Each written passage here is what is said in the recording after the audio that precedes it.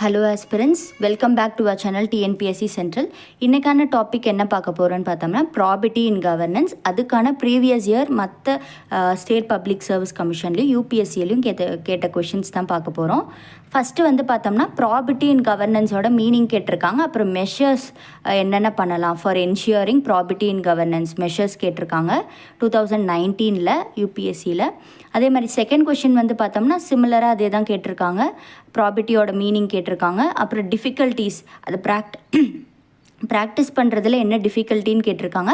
அப்புறம் மெஷர்ஸ் கேட்டிருக்காங்க. அது வந்து 2014 பாருங்கள், 2014 கேட்டதே 2019 ரிப்பீட் ஆகிருக்கு. இதிலே உங்களுக்கு ப்ரீவியஸ் இயர் கொஷின்ஸோட இம்பார்ட்டன்ஸ் தெரியும். அதே மாதிரி தேர்ட் கொஷின் வந்து பார்த்தோம்னா ப்ராபர்ட்டி இஸ் எசென்ஷியல் அப்படின்ற மாதிரி சொல்லியிருக்காங்க. இதில் என்ன கேட்டிருக்காங்கன்னா சிம்பிள் ஃபார்மில் இந்த கொஷினை கன்வெர்ட் பண்ணோம்னா இம்பார்ட்டன்ஸ் ஆஃப் ப்ராபர்ட்டி தான் கேட்டிருக்காங்க. 2023 கேட்டிருக்காங்க யூபிஎஸ்சியில். அது மட்டும் இல்லாமல் லாஸ்ட்டாக நம்ம பார்த்த டாப்பிக்கில் வந்து ஒரு கொஷின் வந்து பார்த்துருப்போம். What is the philosophical basis of probity in governance கேட்டிருக்காங்க 2018 யூபி ஸ்டேட் பப்ளிக் சர்வீஸ் கமிஷனில். ஸோ வந்து இதை வச்சு நம்ம வந்து ஃபஸ்ட்டு கான்செப்ட் கிளாரிட்டி பார்த்துட்டு அதுக்கப்புறம் வந்து என்னென்ன இந்த டாப்பிக்கில் படிக்கணும் அப்படிங்கிறது வந்து பார்க்கலாம். ஃபஸ்ட்டு ப்ராபர்ட்டி இன் கவர்னன்ஸோட டெஃபினேஷன் கான்செப்ட் என்னங்கிறது பார்க்கலாம். நான் வந்து ஒரு எக்ஸாம்பிள் மூலியமாக உங்களுக்கு வந்து டெஃபினேஷனை புரிய வைக்கிறேன். உங்களுக்கு ஆட்டோமேட்டிக்காக அந்த டெஃபினேஷன் புரிஞ்சிடும். ஃபஸ்ட்டு வந்து ப்ராபர்ட்டி பார்க்குறதுக்கு முன்னாடி இன்டெகிரிட்டியை பற்றி ஒரு மீனிங் உங்களுக்கு தெரியணும். இன்டெகிரிட்டினா என்னென்னா, சிம்பிளாக ஒரு எக்ஸாம்பிள் சொல்லணும்னா, இப்போ வந்து என்கிட்ட வந்து ஹானஸ்டி அப்படிங்கிற ஒரு வேல்யூவை வந்து நான் மதிக்கிறேன் அப்படின்னா, ஹானஸ்டிங்கிற வேல்யூவை நான் இன்றைக்கி நாளைக்கு மட்டும் ஃபாலோ பண்ணிகிட்டு இருக்கக்கூடாது. லைஃப் லாங் அந்த ஹானஸ்டிங்கிற பிரின்சிபலை கன்சிஸ்டண்ட்டாக நான் ஃபாலோ பண்ணேன்னா அதுதான் இன்டெகிரிட்டிங்கிறது. உங்களுக்குள்ளே இருக்க வேல்யூவை வந்து கன்சிஸ்டண்ட்டாக ப்ராக்டிஸ் பண்ணால் அதை வந்து இன்டெகிரிட்டிங்கிறது சொல்லுவோம். அந்த இன்டெகிரிட்டியை வந்து ஒரு ப்ரொசீஜர் மூலியமாக ஃபாலோ பண்ணிங்கன்னா அது ப்ராபர்ட்டிங் வந்து சொல்லுவோம். ஓகேங்களா? இன்னொரு எக்ஸாம்பிள் சொல்கிறேன், ஈஸியாக புரியும் உங்களுக்கு.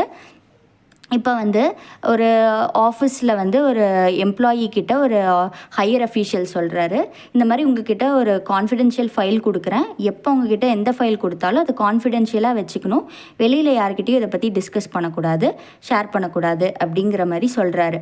அதை வந்து அவர் கன்சிஸ்டண்ட்டாக ஃபாலோ பண்ணிகிட்டே வராரு. எப்போ அவர்கிட்ட ஃபைல் அந்த எம்ப்ளாயி கிட்ட ஃபைல் கொடுத்தாலும் அதை வந்து ஷேர் பண்ணாமல் கன்சிஸ்டண்ட்டாக அந்த அவர்கிட்ட இருக்க வேல்யூஸை மற்றவங்கக்கிட்ட நம்மக்கிட்ட கான்ஃபிடென்ஷியலாக கொடுத்த ஃபைலை ஷேர் பண்ணக்கூடாது அப்படின்ற ஒரு இதை வந்து வேல்யூவை வந்து அவர் கன்சிஸ்டண்ட்டாக ஃபாலோ பண்ணுறதுனால அவர்கிட்ட ஒரு இன்டெகிரிட்டி இருக்குது. அதுவே வந்து அதே ஆஃபீஸில் வந்து ஒரு கான்ஃபிடென்ஷியலான ஃபைலை வந்து எப்படி வந்து ஸ்டோர் பண்ணணும், ஒரு ஆர்கனைசேஷன் எடுத்துக்கிட்டிங்கன்னா ஒரு கான்ஃபிடென்ஷியல் ஃபைலை வந்து ஷேர் பண்ணக்கூடாதுன்னு நம்மளுக்கு தெரியும். அந்த ஷேர் பண்ணாமல் இருக்கப்போ அந்த ஃபைலை எப்படியெல்லாம் வந்து ப்ரொசீஜர் மூலியமாக வந்து கான்ஃபிடென்ஷியலாக வச்சுக்கிறது. ஃபார் எக்ஸாம்பிள் ஒரு செக்யூரிட்டி கோட் போட்டு ஒரு இந்த மாதிரி ஃபார்மேட்டில் தான் ஸ்டோர் பண்ணி வைக்கணும், இந்த மாதிரி பாஸ்வேர்டு தான் கொடுக்கணும், இந்த பர்டிகுலர் டிஜிட்டல் ஃபார்மில் தான் வந்து இந்த ஃபைலை வந்து நீங்கள் சேவ் பண்ணி வைக்கணும். இந்த மாதிரி ப்ரொசீஜர் அந்த ஆர்கனைசேஷனுக்குனே வந்து ஒரு ப்ரொசீஜர்ஸ் இருக்கும் இல்லைங்களா, அந்த ப்ரொசீஜரை யூஸ் பண்ணி வந்து ஒரு இன்டெகிரிட்டியை நீங்கள் ஃபாலோ பண்ணிங்கன்னா அதுதான் வந்து ப்ராபர்ட்டின்னு வந்து சொல்லுவோம். இன்டெகிரிட்டியை வந்து ஒரு ப்ரொசீஜர் மூலியமாக ஃபாலோ பண்ணிங்கன்னா அதுதான் வந்து ப்ராபர்ட்டி.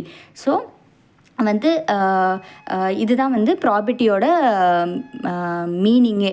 ஸோ வந்து ப்ராபர்ட்டின்னு வந்து பார்த்திங்கன்னா ப்ராபர்ட்டி வந்து ஒரு ஆர்கனைசேஷன், ஒரு public office mostly related to ஆர்கனைசேஷனாக தான் இருக்கும். அது இன்டெகிரிட்டிங்கிறது வந்து பார்த்தோம்னா நம்ம பர்சனல் லைஃப்பில் வந்து ஒருத்தர் நம்மக்கிட்ட ஷேர் பண்ணக்கூடாதுன்னு சொன்னாங்கன்னா அது ஷேர் பண்ணாமல் இருக்கிறது, அவ்வளோதான். அதுக்கு வந்து எந்த ஒரு ப்ரொசீஜர், நம்மளுக்குன்னே ஒரு ப்ரொசீஜர் இப்படி தான் நீங்கள் வந்து அதை ஷேர் பண்ணாமல் இருக்கணும்னு ஒரு ப்ரொசீஜர்லாம் நம்ம ஃபாலோ பண்ணல.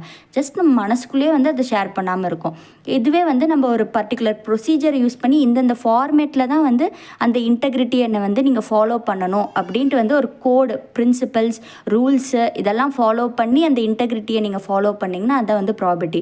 அதனால தான் ப்ராபர்ட்டி வந்து ஆர்கனைசேஷனுக்கு ரிலேட்டட் வேர்டு, இன்டெகிரிட்டிங்கிறது வந்து ஒரு பர்சனல் லைஃப்பில் நம்ம ஃபாலோ பண்ணுற ஒரு வேர்டு. ஸோ இன்டெகிரிட்டியே வந்து ஒரு ப்ரொசீஜர் மூலியமாக ஃபாலோ பண்ணுறது தான் வந்து ப்ராபர்ட்டி. ஸோ உங்களுக்கு புரிஞ்சிருக்கும்னு நினைக்கிறேன். இதுக்கு எக்ஸாம்பிள் இப்போ வந்து நீங்கள் இந்த டெஃபினேஷனை நீங்கள் படித்து பார்த்தீங்கன்னா உங்களுக்கு கண்டிப்பாக அது புரியும். refers to the adherence to high ethical and moral standards in the conduct of public affairs. So probity is mostly related to organizations தான். ஸோ இந்த டாப்பிக்கில் வந்து என்னென்ன படிக்கணும்னு பார்த்தீங்கன்னா டெஃபினேஷன் படிக்கணும், மெஷர்ஸ் படிக்கணும், அப்புறம் டிஃபிகல்ட்டிஸ் என்னென்னு படிக்கணும், இம்பார்ட்டன்ஸ் படிக்கணும். இதில் என்ன ஃபிலாசபி தியரிஸ் படிக்கணும்னு பார்த்தீங்கன்னா டியான்டாலஜி, அதுக்கப்புறம் யூட்டிலிட்டேரியனிசம். அதாவது நீங்கள் ஆல்ரெடி ஃபிலாசபிக்கல் பேஸ் ஆஃப் கவர்னன்ஸில் படித்தது தான். எக்ஸ்ட்ரா வந்து நீங்கள் வந்து டியான்டாலஜி படிக்கணும். நீங்கள் அதில் படித்ததே கூட இதில் நீங்கள் வந்து எழுதிக்கலாம். ஸோ இந்த டாப்பிக்கில் நீங்கள் வந்து இதுதான் படிக்கிற மாதிரி இருக்கும். உங்களுக்கு நம்ம சேனல் பிடிச்சிருந்தால் லைக் பண்ணுங்கள், ஷேர் பண்ணுங்கள், சப்ஸ்கிரைப் பண்ணுங்கள். தேங்க்யூ.